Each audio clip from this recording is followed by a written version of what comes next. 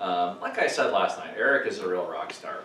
You know, I couldn't call up some hospital out there, ask to talk to the chief, having heard that there's something of a Christian, and see if they would come back to me. I could not do that. But Eric, obviously, is a product of this environment, he's a product of this ministry served, and his work is as a chief anesthesiologist, and he oversees 12 doctors and 6 nurses. This guy's not yet 40. Kaiser is the place you want to work. And I couldn't think of anybody better than Eric, who's also co-authored the book on Beyond Studying, a guide to life, faith, and learning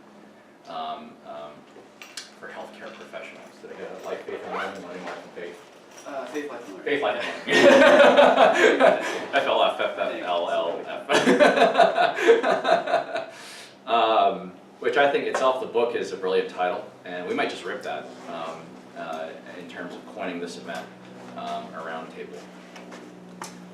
My vision for this is to kind of kick off a 20-year process. So about 5 or 10 years from now, when you hear that this thing is attracting 300 people in the Casper multipurpose room around actual round tables for discussion, you too can say you were here at the ground floor. Humble beginnings, I get it. But you know, let's make the most of it, because who knows what this can be, and if I have anything to say about it, and I've got a little bit. I really want this to be something that serves us as a community, that serves the campuses from which we hail, in terms of thinking about going beyond studying. This is jumping off of Veritas. Veritas is definitely consumption-oriented, right? And we put 3 people up there, we pack hundreds of people in the room, and we listen. Where's the interactive component? I think we need to have a little bit more of a flexibility to this thing. And this is my venture into uncharted territory. Honestly, I don't know that I hear many other people doing this, okay? So with this, just take notes about what Eric said. Take notes about format too. I could use some help in terms of what might this look like moving forward, once a year, once a semester, or more, in terms of bringing alumni back to help us think about going beyond studying. And I am still really excited about this. This is the materialization of a process for me for several years now. And I'm really thankful to Eric for making the effort, taking the time, coming out here, and leaving his wife home with 2 young ones, including the newborn. But that's enough for me, I think, right? Without further ado, take it away, Eric. Thank you. You want me to record this? Yes, just hit record, I guess. Blinking. Thanks. Good to go. Okay, thanks. Okay, great. Thanks for having me. I guess before I get started, I just kind of want to get a feel of like where you guys are coming from, so I can hopefully tailor the talk accordingly. Are any pre-meds here by any chance? 1, 2 pre-meds. Okay. How about PreMeds? Are you guys PreMeds or just pre-meds, or just not just? I'll talk about that too. What else are you guys majoring in? Food service management. Okay. Computer science, food service management, and computer science. Okay. And your major is? Public health. Neuroscience. All right, awesome. All right, great. Well, I was a neuroscience major too, so awesome. Good job. All right, so great. So there's a lot of material to go over. I think the way I kind of want to structure the talk is I kind of want to split it up into 3 different sections. I'm going to talk, and then I'm going to have some discussion questions that I'm going to put up, and kind of how things go. We can see whether or not we want to get together and as in smaller groups to discuss what I've talked about.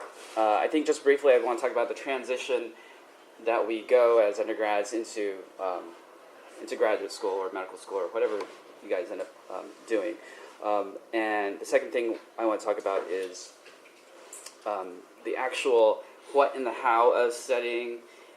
And the last part is more focused on ministry. As believers, how do we minister to other people, to ourselves, to non-Christians, and and I will probably finish up on the role of what I think success is. What defines success for us. So I think to sort of get started, I think I want to tell you kind of a little bit about myself and who I am. This is actually last Christmas. That's me and my wife, Julissa. I met her. I think Eddie talked about us yesterday a little bit, so I won't go into too much detail. That's Elliot, our 3-year-old almost, and then Hudson is just born. These are my wife's 2 brothers, Danny and Manny. Manny actually was a plebe as well. He graduated, I think I don't know, several years ago. You might recognize these 2. These are my in-laws. They're the owners of Sushi Express. So if you guys have gone on Thayer Street, right, they're you'll see them, right? So tell them I said hi. I'm actually living with them right now. But tell them I said hi. So this is me, a couple months ago. So let's take a journey back here. Okay, so this is me, 1996, freshman year, East Andrews Hall. You can tell this is way back because this brick is actually a laptop, right? It's a big, thick thing. I think it's a Texas Instruments laptop.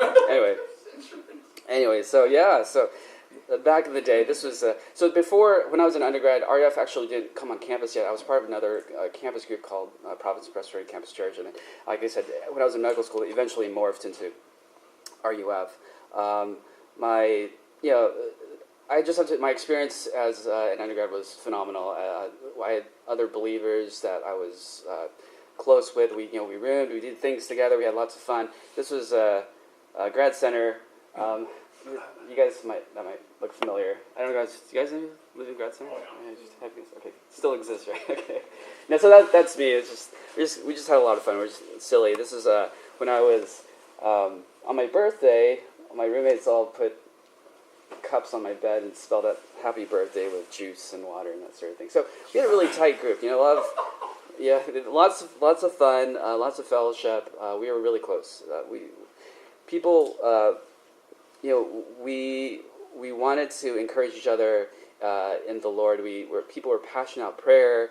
People really want to grow. I was part of the worship team as well. So this was actually in Wilson 101. I looked down there. I guess they changed the tables, the chairs, and I was part of the mixing group. So that thing, I don't know, Justin looks familiar, but that thing was like 50 pounds. We had to move it in and out all the time. So it was pretty heavy. So this we had when we were part of RUF. At the time, we had something called senior banquets, and so we all kind of got together at the end of the year and celebrated. And this is our worship team there. Basically, my point was for showing these slides is that we really grew a lot as an undergrad. Our fellowship was tight. We saw people who really loved God, and I remember saying to some friends one time, if we graduate, can't we just all go off together and live together in a commune and just fellowship and that sort of thing. And I think one of the sisters at the time said something that made a lot of sense. She said, if we did that, we wouldn't be salt and light to the world, right? We're not. We wouldn't be truly living out our calling. So while it's important for you guys, right now to grow, to be nurtured, I hope you guys are, seeking the Lord with all your heart, especially in this special environment that you guys are in. You have to realize that once grad school or once you finish school as an undergrad, things will most likely change for you guys. Okay, and it's important for us to be able to step out in faith, to step out to wherever God's called you to be. I have this picture up here. This is actually a picture from the top of Font's Arch. I don't know if you guys what you call it now. Font's Hall. I took this picture I think my freshman year. You're a freshman, you're just kind of wandering around. I found myself on the rooftop, and I started taking pictures. Of course, I think the next year they put a padlock on it, so I don't know if I was somehow indirectly responsible for that. But anyway, this is what it looks like on the top of Font's Hall. So during graduation. So I hope you enjoy that picture because I don't know if you guys will ever be able to do that. So there you are. Just another quick picture of just me and Eddie. This is Oh my goodness. back in the day. Not fair. Just to let you guys know that we actually existed at the same time at Brown. Okay, so Lies. so at the time, I was a plebe. So basically, at the time, all our classes in medical school were on Brown's campus. Okay, so now I know it was a couple of years ago that now med school has its own building downtown, but everything was here. And you guys, does this look familiar? Biomed Center, right? Everything was there, and this is me when I was as a first year as well, when I was young and beautiful back in the day. Okay, so here's the thing. There's the interesting thing is that everything was essentially the same, except for me taking classes as a medical student. I was on campus. People in the fellowship were still the same.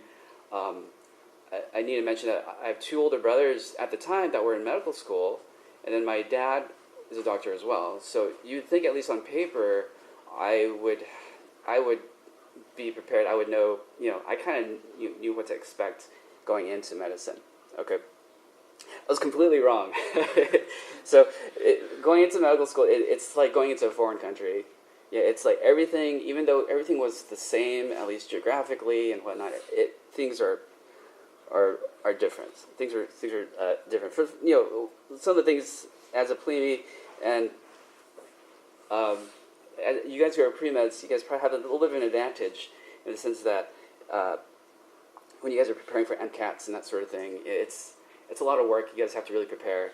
As a plebe, we didn't have to take MCATs, and so we just have to maintain, I think, a certain GPA. We had to pass some classes, and so grades really mattered now, right? Evaluations mattered. There's pressure to retain all that information. So it's kind of like if you've never swam before. You look up, you read about it, you look up on YouTube, and you know about it, but until you're actually thrown on the deep end of the pool, trying to survive, then it's kind of like that. It was kind of like that experience. So that was my first year. My second year of med school, I actually ended up living with a couple folks. One of them was Eddie. This is actually his acceptance letter to Gordon Conwell. I read because oh my goodness, I didn't remember that. Yeah. I took this picture. This was his senior year, and I was the second year med student at the time. You gotta burn these files. yeah. I got more of it. After this. So there you go. So there were some good things as a second year med student, but also there were some really challenging things, and one of them was 9/11. That was 2001, and it was 3 hours away, 3-4 hours away in New York, and so it really shook me because I felt like I think I realized where my hope was. It was like trying to find a secure lifestyle, finding a high-paying job in some big city, in suburbia, that sort of thing. But that really shook me because it made me realize that there may not be a tomorrow. So with this sort of reality in my face, and I had 4 exams every 3 weeks, and it was just taking its grinding toll, mentally, spiritually, physically. And then I started began seeing people like my classmates as more of the competition, as potential backstabbers, and so I didn't want to be ridiculed by them. And I saw them as just I didn't want to share my struggles, and so I preferred isolation. I just sort of plowed through my work on my own. I just wanted to do my own thing. So things got tiring. This is just a picture of a couple of my friends back in the day. And I feel like even though I was still trying to be consistent with the word, it's still the quality and the depth of my worship was just not there. So after my third year of medical school, I took a year off to do some research. I went up to Boston. I don't know why I took this picture. This is just me looking out into Boston with very little furniture and whatnot. It's just, I guess, this is like me pondering like what's going on in my life. So I did some research, but I also used that time to really think, why is being a Christian so hard in medical school? Why was it easier, as an undergrad to love God and to fellowship? And I sort of miss those days, as I look back fondly on them. So also during that time, there's another medical student who was at Yale. His name was Richard Chung. and we both were taking a year off and do some research. So we went to the same church up in Boston, and we connected, and we decided to share our struggles and our challenges as medical students. So that's how the book was born. And I have a bunch of books there over for you guys for the low price of $0. Okay, so if you guys want to take one, feel free. I signed them if you guys want to make it. Yeah, just to give you guys a little extra incentive there. So yeah, you're welcome. So so that being said, I kind of want to there's lots of news out there. I kind of want to transition into the talk here. So what's been on your mind recently? What's sort of like the most significant headline in your lifetime that you've read? And for me, at the time it was the 9/11 attacks. More recently, I mean, I know you guys are really entrenched in school and whatnot, but there's stuff out there that I'm sure that you guys have dealt with. The politics, right? The whole presidential primaries thing. There's the terrorist bombings in Brussels or San Bernardino, all that sort of thing. In Fresno, where I'm working now in California, we're thinking of these things. But a couple of weeks ago, another headline sort of dominated my Facebook feed and whatnot. It was this guy here, Justin Bieber. So he showed up in Fresno, and I had these sort of, I thought were kind of meaningless headlines in our newspapers. But maybe more seriously, I would think, how about you guys? If you guys go into medical school and you guys think if it's not if you're going into food services or engineering or computer science stuff, what's the most important headline you think you want to have in your life? Med student so-and-so from Brown discovers novel treatment for cancer or HIV or whatever, or Dr. from Alpha Medical School saved 10,000 lives in Nigeria for discovering how to grow corn in concrete or something like that. Just something, whatever. Something like amazing, right? I think we all kind of want to say, "Oh gosh, I wish I could sort of be that person," or I want to do that, and that's all well and good. Okay, that's good. But I would submit to you guys the most important headline for you guys, and really all of history, is this: is that Jesus has risen. Okay, just a couple weeks ago we celebrated Easter, right? And so here's the reality of our faith, right? If Christ has risen, that's a game changer, right? Just as Eddie talked about yesterday, we hear all these movies about amazing, like the Matrix or Transformers or things that are just like amazing, out of this world type of stuff. But then here we have the gospel, which is true, and we are taking this reality. If Jesus really has risen from the dead, that really should inform all of our life and all of our experiences. So I want to bring the reality of Christ's relevance to this world, to this sort of existential reality as students. And kind of the overall purpose of this talk is to remind you guys what life is all about, right? And it's worship. Just briefly, I kind of want to read this verse here. This is Mary Magdalene and the other Mary. After Jesus was put in the tomb, after Jesus died and was placed in the tomb, and they went to go to the tomb to go visit. They encountered the angel, and so the angel said to the woman, "Do not be afraid, for I know that you are looking for Jesus, who was crucified. He is not here; he has risen, just as he said. Come and see the place where he lay. Then go quickly and tell his disciples he has risen from the dead and is going ahead of you to Galilee. There you will see him. Now I have told you." So the woman hurried away from the tomb, afraid yet filled with joy, and ran to tell his disciples. Suddenly Jesus met them. "Greetings," he said. They came to him, clasped his feet, and worshipped him. Then Jesus said to them, "Do not be afraid. Go and tell my brothers to go to Galilee. There they will see me." So the women both had fear and joy when they heard from the angels, right? There's no pride, there's no pretense.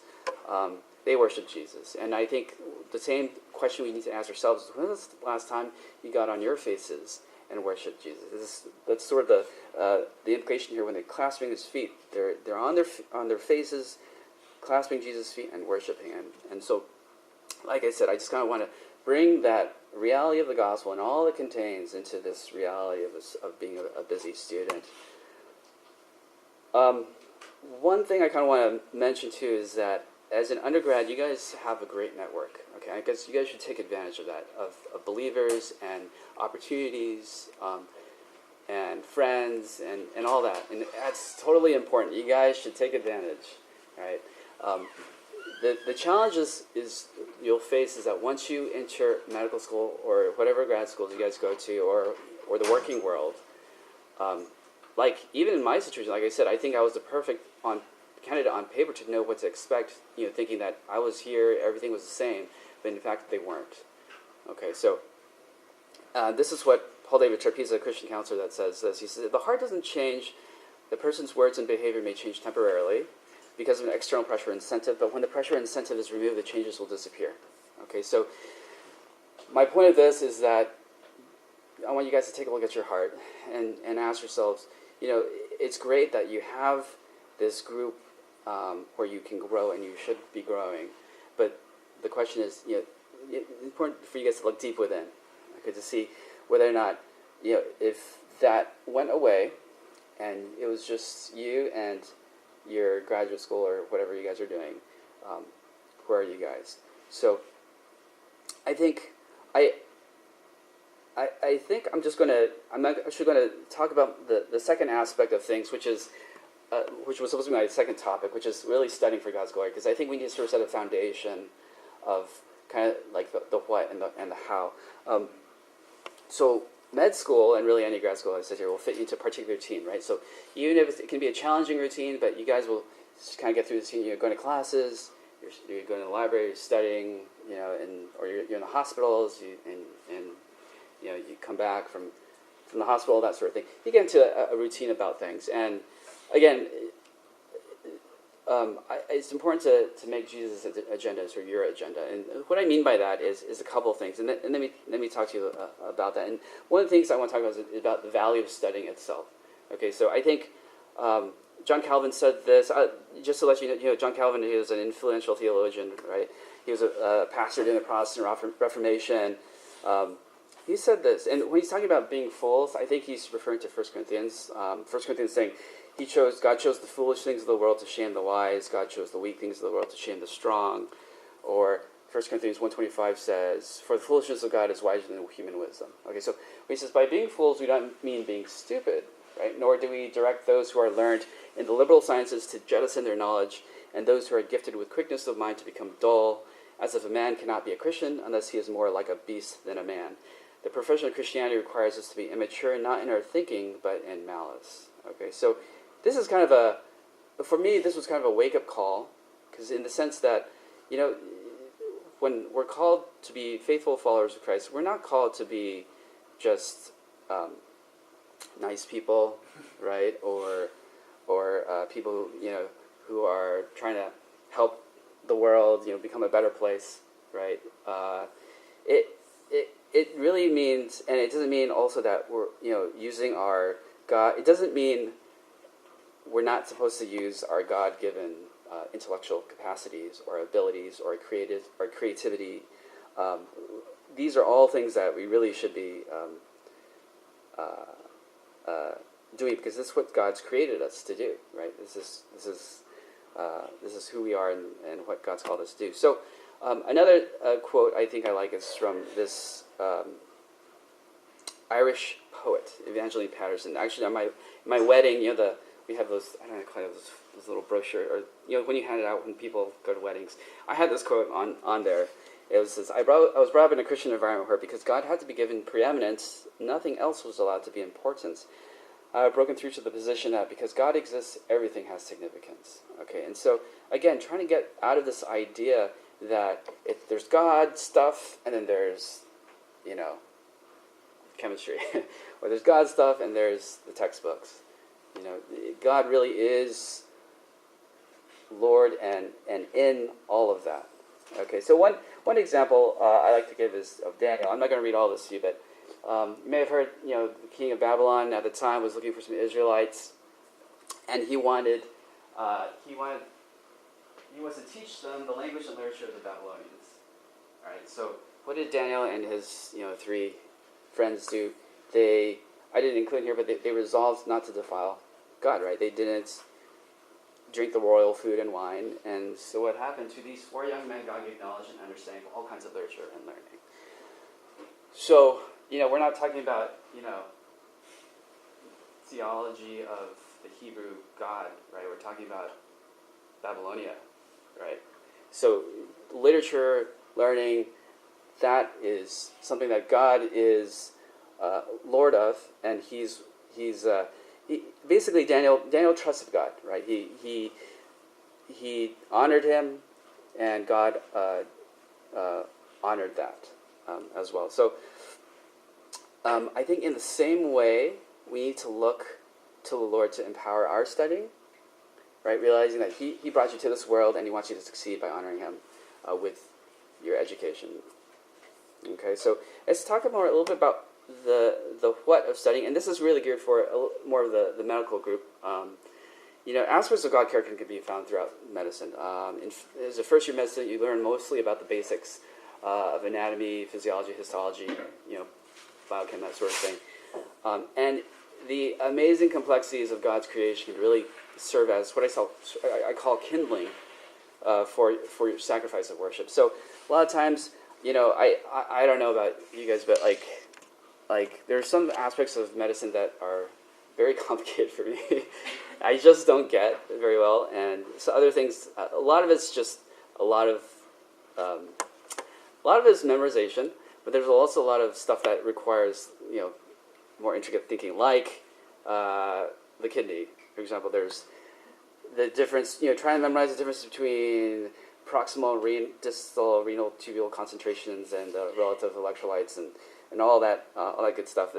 It's hard, and I think I've found myself frustrated. But I think I would challenge you guys to, and whatever think about in your own specialty, whatever. If it's not medicine, think about your own particular concentration. If something's complicated, there's a way to kind of look back and just say thank you God for in this case for being able to create the kidney and for all this amazing complexity, despite you might be baffled, completely baffled at the moment. Try and transform that frustration into sort of a worshipful way to praise God. And study of the eye, the brain, the heart, the lungs, that's all spiritual tinder, I like to say, for worship. I think one of the questions I hear, though, and I think I've struggled with before, is, again, as a medical student or whatever profession you're in, should I be gunning it?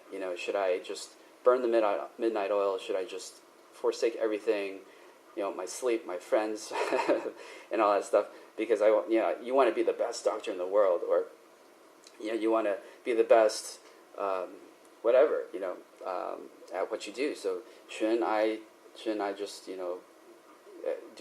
shouldn't I just gun it? The other kind of on the flip side, though, is should I just cruise through?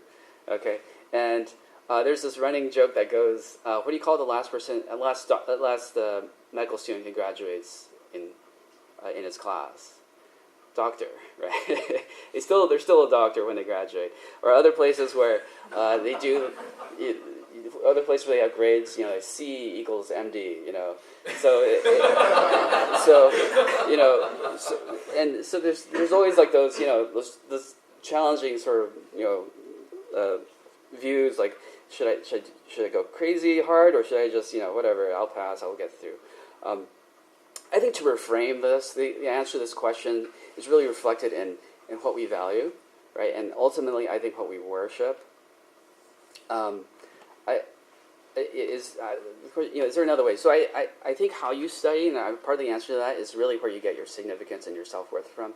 And I think worship and how you and your significance there's a real intimate correlation between the two. And I think there are two things that we tend to worship that other than God that we struggle with, and we tendency to take what God gives us as a blessing and make them into things we worship. So two things. One is really we either worship ourselves, and I'll go into a little more detail about that. And the other thing is that we tend to worship other people's opinions of us, and or what other people think of us. So as an undergrad, and like, do you worship that you got into medical school, that you're going to medical school, or that you published, that you have really awesome grades, or that you're a playmate, or that the question, does it really define who you are? Does it or how you feel really deep within it? Does it really the prestige of being a top student, or being known as the intellectual one, or the creative one, or the one who's really known to be really, the persevering one, or the one with a great personality, does it really, does that move you in terms of how you really deeply feel inside? And this is a quote from my book. I'll just read it to you guys. If we do well because of our talents, our hearts can swell, thinking that our worth has somehow been validated by virtue of performing better than our peers. But if we do poorly, we have the opposite reaction as well, and it would be equally wrong.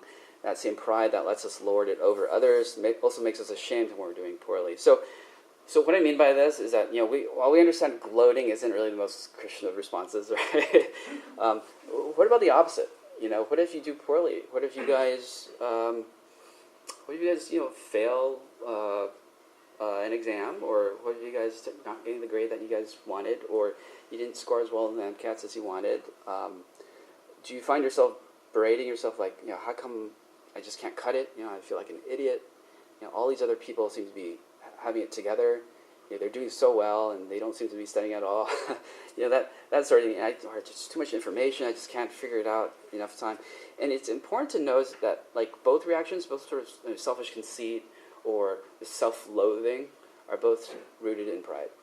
Okay, and so I think that's one aspect of how we worship ourselves, because there's that pride aspect, because we're looking to ourselves for validation, right? And ultimately self-glorification. I'll talk about that. The other thing is with other people, looking outside to other things or other people. So I have this. So how you interact with and respond to those in the medical hierarchy, or really any hierarchy, mirrors the source from which you derive your self-worth. So for example, are we looking for the approval, love, and affection of another person? Not necessarily romantic. It could be, sort of a romantic, finding our approval in someone in a romantic relationship. But I'm thinking also, with your colleagues, or with your attending, or with the professor or whatever. Do you want that validation so badly that you just have to get it? And if there's any disapproval or just like you need to work on this, does it crush you? Does it make you so upset that you just can't function? Are we banking our hope to train especially at a particular place or hospital? Do you have to be a plastic surgeon? Do you have to be a dermatologist? Do you have to be whatever? Do you have to go to Mass General, to do your residency? Do you have to go to the Mayo Clinic? Is this something that, again, all good things, right? There's nothing wrong with practicing there or learning from there, but is it something it's going to consume you to the point where it defines you and makes you, who you are? Or is that not so much an issue for you? Is you just want to get personal security, whatever that might mean, financial security or whatever. You just want to make money so you don't have to struggle or whatnot. Is that the most important thing for you? I want to, so a couple other things. You find worth and recognition by others of your intellectual and mental capacity. And what would you do if attending berates you for your lack of understanding?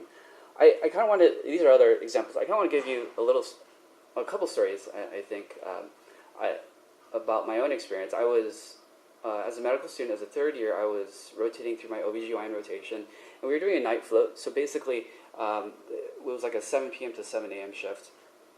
And we were, delivering babies, doing emergency C-sections, helping out with, seeing patients in the ER and that sort of thing. So it was a busy night. So usually at 7 a.m., as medical students, we were able to leave. We just go home, and they just kind of gave us the rest of the day off. But also at 7 a.m., that's when the new medical students, the fresh ones, came in for morning report. And so what morning report is, basically we just meet in the cafeteria, and we go over a case, a little discussion time, and then they'll start the day, on the rotation. And so I was running on fumes. It was like 6:45, and I was tired, but I was like, oh, why don't I just stay for morning report? Learn something, get some, be inspired by knowledge, and then leave, go home, and be happy. And so, like 15 minutes before 7, this resident comes tearing around the corner and says, You're a medical student, right? I'm like, okay, you're going to give the morning report. I'm like,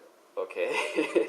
So she was just basically gave me a patient, and of course with 5 minutes left until 7, I'm just furiously writing lab values and trying to figure out, what I wanted to say, and just, of course that the remaining energy that I had was slowly draining away. So 7 o'clock came around. I gave my little talk on the patient that I had 10 minutes to brush up on, and I thought I did okay. They were asking me questions. I thought I answered them fine, and then we got through it. And then just as I was about to leave, the attending stands up and he pulls me closer and he says, "Eric, that's the worst morning report I've ever heard.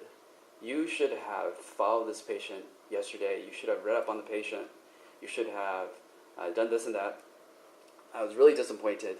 You're going to have to, if you ever do this again, you should, you have to talk to me first before you even before you even do it. And before you do it again." And I was, in my mind, I was like, I don't even have to be here. What is going on?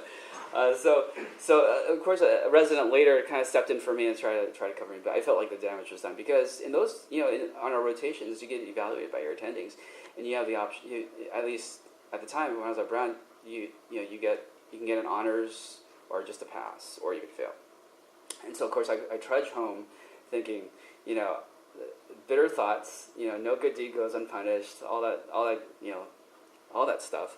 And I was thinking to myself, as a PreMed, as an undergrad, I didn't have to deal with this stuff, or as a PreMed, you guys don't have to deal with that, like this thing. Like, why does it bother me so much that I feel like I have to, the way I responded, I think was very telling of what was in my heart. And I kind of want to challenge you guys, like, the way response, like how do you respond when things don't really go your way, all right? Especially for things that you feel like really matter, because I think when things really matter, then I think we need to really ask ourselves, what's going on. The other thing I wanted to share also was my how I got into anesthesia. It was a very windy route, and let me tell you, because I know Eddie keeps calling me a superstar, but I don't see myself anywhere close to that. Okay, and the reason why is because initially I actually was interested in going to ophthalmology, which is eye surgeries, cataracts, that sort of thing. The longest story short is that I just didn't match. I didn't get in to ophthalmology, even though I applied. And my board scores were very average, and I think that had something to do with it. And that's where I think the pre-meds actually have a little bit of advantage, because you guys have to go through MCAT, so you're sort of mentally prepared. But for PreMeds, the first exam the last exam that we took were like the SATs, or the ACTs. And then now we're taking our step 1, step 2 boards. Anyway, so so my grades were very average. I interviewed only at a couple places. I didn't get in, so I had to scramble. Basically, that just means that they tell you, sorry, you didn't get in. You can either try and scrambling means basically trying to get into, if there's any other spots that might be open, you can reapply and try to get in. There weren't any spots, but there were anesthesia spots that were open. And so, by God's providence, I was able to go into anesthesia. And it turns out that I really do enjoy the specialty, even though I had no idea really what I was getting into. My oldest brother is an anesthesiologist, and he specializes in pain medicine. So I had a little bit of idea. I talked to him a little bit, but I didn't really think about going into it. So again, one of those things where you face failure and you face, what seems to be the world falling around you. Because I think at the time, I remember sitting in CIT a couple of times thinking, I'm totally going to be an ophthalmologist. Like, I love this specialty. This is what I've been born to do. And obviously God had different plans, right? And I think, and I have to admit, I didn't take it well. I felt like it crushed me. I was like, this is, God, look at all I've done for you. For RUF, I was on LTS, and I played bass and, led Bible study and all this stuff. And it's like, God, how come you're not, giving me what I want? And I think I think, like I said, it's very telling in terms of where my heart was. And I hope you guys will think about that too. Like, how will you guys deal with potential failure? I'm not saying you guys will, but, there's a chance that you may not get what you want, in spite of our best efforts. And I'll talk a little bit more about in my second topic about God's sovereignty. So what I kind of want to say is this, kind of bring us back. When something bad happens, or someone, you know, you know, says something negatively about you, and you're valuing their opinion.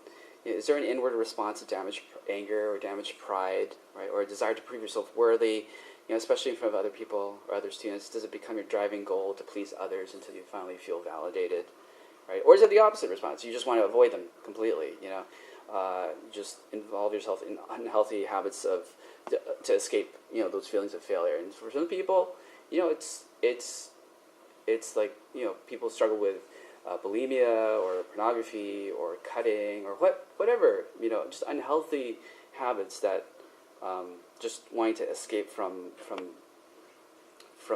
your struggles, from the things that you deal with. And so I say this: if your response leans toward either furious internal anger or timid emotional withdrawal into other things, both are indications that we've wrongly placed our hope and self-worth in the opinions of others, right, or something other than God. This is a long quote, and it's several slides long, but I wanted to show it to you because I kind of want to just keep driving this point home. Okay, and then that will end the first part of our talk here. This is from Robert McGee, who's a Christian counselor, and he wrote a book called Search for Significance. So follow me here. We're almost done with this first part. Isn't it amazing that we turn to others who have a perspective as limited and darkened as our own to discover our worth? Rather than relying on God's steady, uplifting reassurance of who we are, we depend on others who base our worth on our ability to meet their standards. Because our performance and ability to please others so dominate our search for significance, we have difficulty recognizing the distinction between our real identity and the way we behave, a realization crucial to understanding our true worth. Our true value is not based on our behavior or the approval of others, but on what God's Word says is true of us. If we base our worth solidly on the truths of God's Word, then our behavior will often reflect His love, grace, and power. But if we base our worth on our abilities or the fickle approval of others, then our behavior will reflect the insecurity, fear, and anger that come from such instability. The desire for success and approval constitutes the basis of an addictive, worldly self-worth. If we base our self-worth on the approval of others, then we are actually saying that our ability to please others is of greater value than Christ's payment. Okay. Another way to put it. This is from the Message, which is sort of a loose version of Romans 12:30, which is the only accurate way to understand ourselves is by what God is and by what He does for us, not by what we are and what we do for Him. Okay. So that's kind of what I want to close with. If we try to compare ourselves, trying to look good in front of other people, or trying to discern our own self-worth by how well we do, it's a very dangerous thing to do. Okay, it factors out the only way that we should look at ourselves, and that's what God has said is true of you guys. Okay, so I think to recap, there's, in terms of studying, there's specific things we can do, especially in medicine. There's aspects of of the human physiology and anatomy that we can worship God through, especially when we're struggling with trying to understand concepts. And the other the thing I want to talk about is, again, like I said, it was just self-worth. Like, are we getting our self-worth from other people, ourselves, or what God has said?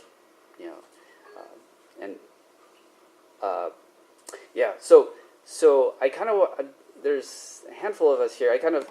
I had some discussion questions. I think I want to, maybe we can, I don't know if we want to break up into smaller groups, or maybe we could just ask you guys questions. Do you guys have any questions right now in regards to, you can read the questions, but these are just meant to sort of stimulate some thinking and some thoughts about how you guys, even today, when you go home and you guys have to do some studying, like how does this relate? How does, kind of want to bring this to you guys specifically? But any questions about what I've talked about so far?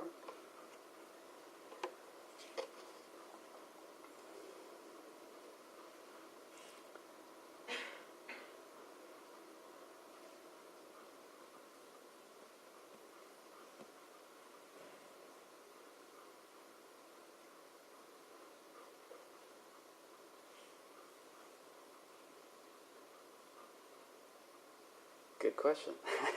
No. I wonder if we can...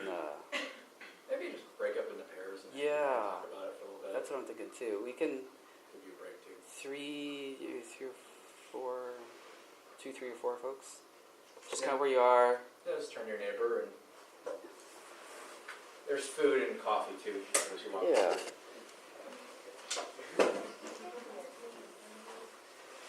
Those photos, I'm gonna get you back to that. Yeah. I don't even remember you taking those photos. I know. What was that one of all the O2 guys?